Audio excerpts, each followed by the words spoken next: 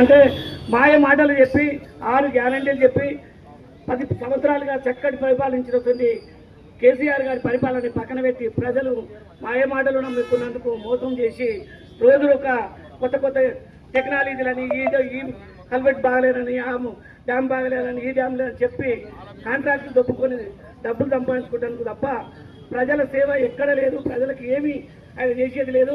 ఒక్కటి కూడా ఆయన అమలుపరచలేదు. ఒట్టనే ఆర్టీసీ ఏదో ఉచిత కరెంటు అని చెప్పుకుంటూ ఇళ్ళ కరెంటు అని చెప్పిండు తప్ప కళ్యాణ లక్ష్మి తులం బంగారం అన్నాడు, అది లేదు. రైతులకు 10,000 నుంచి 15,000 ఇస్తున్నాడు, అది లేదు. యూరియా సరఫరా లేదు. 2.5 సంవత్సరాల నుంచి రుణమాఫీ సగం మంది చేసిండు, సగం మంది చేయలేదు. వచ్చిన 2.5 సంవత్సరాల నుంచి 4 సార్లు వచ్చే రైతు మంది ఒకటేసారి వేసిండు, 3 సార్లు రైతు మంది వేయలేదు. ఇవన్నీ దొంగ మాటలు చెప్పుకుంటూ రోజొక కాలం చెప్పుకుంటూ ముందు పోతుండు. ఇక్కడుండే మంత్రులు కానీ ఎమ్మెల్యేలు కానీ ఎవ్వరు కూడా పట్టించుకుంటలేరు. ఎవరికి కూడా రైతులు సకాలంలో యూరియా లేకపోతే పంట దిగుమతి రాక ఎంతో ఇబ్బంది పడి రైతు ఎంతో వెనుకబడతాడు.